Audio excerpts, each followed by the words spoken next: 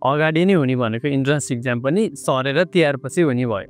जसले गर्दाखेरि यदि राम्रोसँग प्रिपरेसन पुगेको छैन भने इनफ 1 मन्थ अझै एक्स्ट्रा चाहिँ पाइयो है।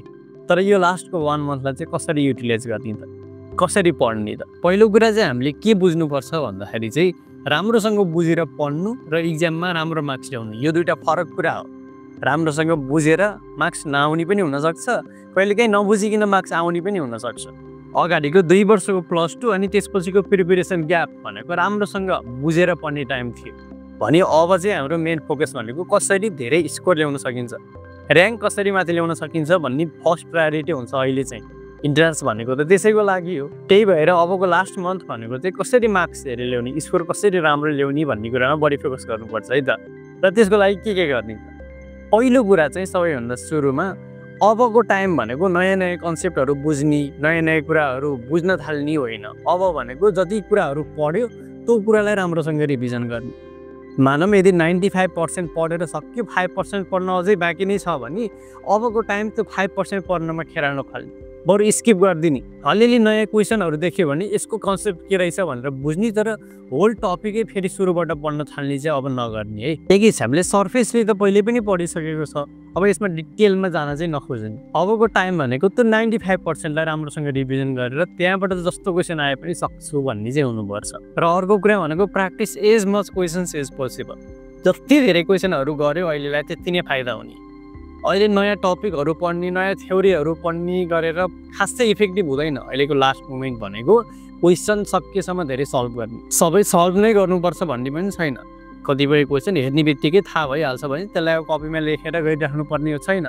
यो त यसरी गर्ने हो भन्ने आफूलाई थाहा छ भने ठिक छ। अलिकति नयाँ खालको क्वेसन देखियो भने त्यसलाई चाहिँ राम्रोसँग गर्न थाल्ने फेरि। अनि आफू इक्जाम दिनै बसे जसरी अगाडि ठ्याक्क टाइम सेट गरेर यति घन्टामा यति क्वेसन सक्ने भन्ने हिसाबले इक्जामै दिए जसरी ट्राई पनि गर्नुपर्छ। किन भन्दा टाइम म्यानेजमेन्टको पनि ठुलो कुरा हुन्छ। यदि अहिले हामीले त्यसरी प्र्याक्टिस गरिएको छैन, रेन्डमली गरिएको छ र इक्जाम हलमा सिधै गएर गर्न थाल्ने भने टाइम म्यानेजमेन्ट नहुन पनि सक्छ। त्यही भएर अगाडि टाइम सेट गर्ने र 200वटा क्वेसन एउटा कुनै सेट सिलेक्ट गरेर त्यो सेट सल्भ गर्न थाल्ने र आफूले लास्टमा एनालाइज गर्ने कतिको टाइमभन्दा अगाडि सकियो कि ढिलो सकियो कि के भयो। र त्यो सेट गरेर सकिसकेपछि मिस्टेक त हामीले एनालाइज गर्छौँ नि, तर त्यसको साथसाथै मिस्टेक प्याटर्न पनि एनालाइज गर्नु पऱ्यो कि कतिवटा क्वेसन बिग्रियो मात्र होइन, कस्तो खालको क्वेसन बिग्रियो, क्यालकुलेसन मिस्टेक भएको हो कि हामीले बीमा टिक लाउँछु भन्दाखेरि झुक्केर सीमा पो टिक लगाइएको हो कि ओएमआर सिटमा फिल गर्दाखेरि अलिकति इङ्क बाहिर पनि निस्किएको हो कि आफू बढी प्रेसर फिल गरेर मिस्टेक पो भएको छ कि, यो कुरा एनालाइज गर्ने र आफ्नो कहाँनिर कमजोरी छ त्यसैलाई सुधार्न खोज्ने। यो गऱ्यो भने इक्जामको दिन धेरै सजिलो हुन्छ। त्यस्तै गरी एमसिक्यू बेस्ड इक्जाम र थ्योरी बेस्ड इक्जाम भनेको फरक हुन्छ। पहिला हामीले दिन लागेको एमसिक्यू बेस्ड इक्जाम, त्यही भएर यसको लागि अर्कै किसिमको स्ट्राटेजी अपनाउनु पर्ने हुन्छ। एमसिक्यू ह्याकहरू आफूले जान्नुपर्ने हुन्छ। कहिलेकाहीँ ठ्याक्कै एन्सर थाहा नहुँदा पनि एमसिक्यूमा चाहिँ मिलाउन सक्ने चान्सेस पनि हुन्छ। त्यो कुराहरू पनि आफूले एनालाइज गर्नुपर्छ, स्टडी गर्नुपर्छ। मैले एउटा भिडियो पनि बनाएको थिएँ। वास्तवमा त्यो भिडियो चाहिँ एसई दिइसकेपछि सेन्ट जेभियर्सको ब्रिज कोर्सको लागि भनेर बनाएको थिएँ, तर त्यो कुनै एउटा स्पेसिफिक इक्जाम भन्दा पनि एमसिक्यूको लागि भनेर बनाएको भिडियो हो। एमसिक्यूलाई कसरी ट्याकल गर्न सकिन्छ भनेर एकचोटि त्यो भिडियो पनि हेर्न सक्छौ है त। अनि हेल्थी रुटिन चाहिँ फलो गर्नुपर्छ है। फेरि अब इक्जाम आउन लाग्यो भनेर रातभरि नसुत्ने, रातभरि पढ्ने, भोलि इक्जाम छ आज रातभरि अनिदो बस्ने, यस्तो गरेर चाहिँ इफेक्टिभ हुँदैन है। फेरि यत्रो वर्ष पढेको सबै खेर जान्छ। म आफैले पनि कतिचोटि फिल गरेको छु। यदि भोलि इक्जाम छ आज रातभरि अनिदो बस्यो भने दिमाग चल्दैन क्या, त्यो जानेको कुराहरू माइनर कुराहरू पनि यादै हुँदैन दिमागमा। त्यही भएर अहिलेको यो लास्ट मोमेन्टमा आएर चाहिँ आफ्नो स्लिप सेड्युल नबिगार्ने, खानीदेखि रुटिन लिएर केही कुरालाई अहिले अल्टर नगर्ने, जे छ राम्रैसँग हेल्थी रुटिनमा चल्नु पर्यो है। र लास्ट टिप भनेको चाहिँ टेक ब्रेक्स। ब्रेक चाहिँ लिनुपर्छ है। पढेको गरेर इफेक्टिभ पनि हुँदैन। यदि तिमी नन स्टप 5 घन्टा पढ्नु र बिचमा 3टा ब्रेक लिएर पढ्नु भने एकचोटि आफै पनि एनालाइज गर त्यो 3टा ब्रेक लिएर पढेकोमा धेरै राम्रो हुन्छ। अब ब्रेक दिग भनेर मोबाइल स्क्रोल गर्न थाल भनेको होइन।